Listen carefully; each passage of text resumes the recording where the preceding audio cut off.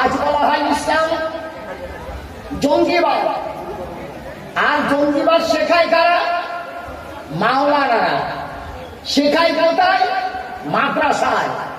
অথচ তন্ন করে খুঁজে দেখা হলো মাদ্রাসাগুলোতে একটাও মাদ্রাসার সিলেবাসে কোনদিন জঙ্গিবাদের কেতাব নাই। কোরআনকে বলা হয় জঙ্গিবাদের কেতাব। কোরআন হিংসা শেখায়, সাম্প্রদায়িকতার কেতাব হলো কোরআন। কসম খোদার, কোরআনের ৬৬৬৬টা আয়াত ব্যাখ্যা করে দেখো, কোরআনের একটা আয়াতেও সাম্প্রদায়িকতার কোন লেশ মাত্র নাই, বরং উদারতার কথা আছে। জোরে বলেন সুবহানাল্লাহ। সুতরাং এ হলো ইসলাম। বিশ্বনবীর একটা ঘটনা না বলে আগে বাড়তে পারছি না। বিশ্বনবী মুহাম্মদ রাসূলুল্লাহ সাল্লাল্লাহু আলাইহি ওয়াসাল্লাম তিনি যাচ্ছেন, সাহাবাদের নিয়ে রাস্তায় সফর করছেন। হাঁটতে হাঁটতে ক্লান্ত হয়ে সাহাবাদের নিয়ে বসলেন, একটু টিফিন করবেন।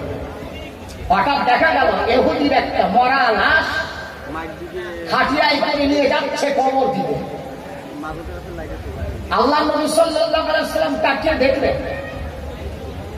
লাশটা যখন নবীর কাছে এসে গেল, আল্লাহ নবী উঠে দাঁড়ালেন। মৃত ব্যক্তির সম্মানার্থে শেষ সম্মান দিতে আল্লাহ নবী উঠে দাঁড়ালেন। সাহাবারা উঠে দাঁড়ালেন, নবী অনুকরণ করলেন। লাশটা বেরিয়ে চলে গেল। আল্লাহ নবী বসলেন, সাহাবারাও বসলেন। সুর দিচ্ছি না, ঠান্ডা মাথায় বোঝানোর জন্য কাটা কাটা ভাবে কথাগুলো নেন। আমরা সাম্প্রদায়িক নয়।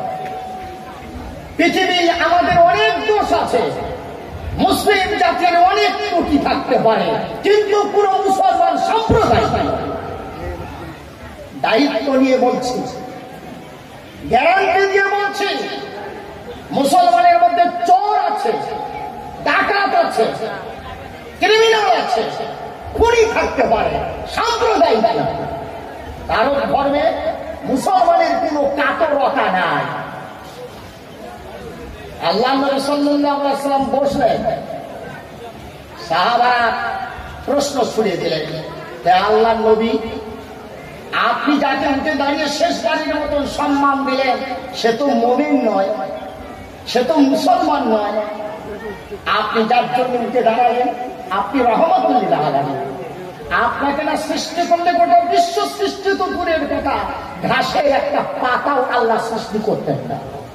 আপনি এত মহামানব, আপনি ওই মানুষটার জন্য উঠে দাঁড়ালেন যে মুমিন নয়, যে আল্লাহকে আল্লাহ বলে স্বীকার করেন, আপনি তাকে সম্মান দিতে উঠে দাঁড়ালেন। আল্লাহ নবী বলেন, হে আমার সাহাবারা শোনো, আমি কেন ওকে সম্মান দিলাম? হতে পারে ইহুদি, হতে পারে খ্রিস্টান, হতে পারে মাজুসি, হতে পারে ভিন ধর্মের কোনো মানুষ, কিন্তু তোমরা বলো, ও কি আমার আল্লাহর বানানো বান্দা নয়? সুবহানাল্লাহ বললেন না ভাই? কি কথা! ও কি আমার আল্লাহর সৃষ্টি বান্দা নয়? ওকে কি আমার আল্লাহ বানায়নি? আমি এই জন্য আমার আল্লাহর বান্দা হিসাবে সম্মান দিতে, তার শেষ সম্মানটা আমি উঠে দাঁড়িয়ে দিয়েছি। এ হলো ইসলাম।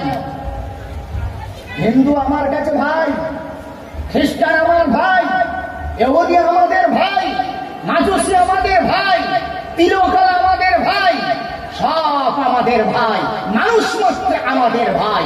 আল্লাহ নবী শিখিয়েছেন, ভ্রাতৃত্বর বন্ধন শিখিয়েছেন নবী মুহাম্মদ রাসূলুল্লাহ।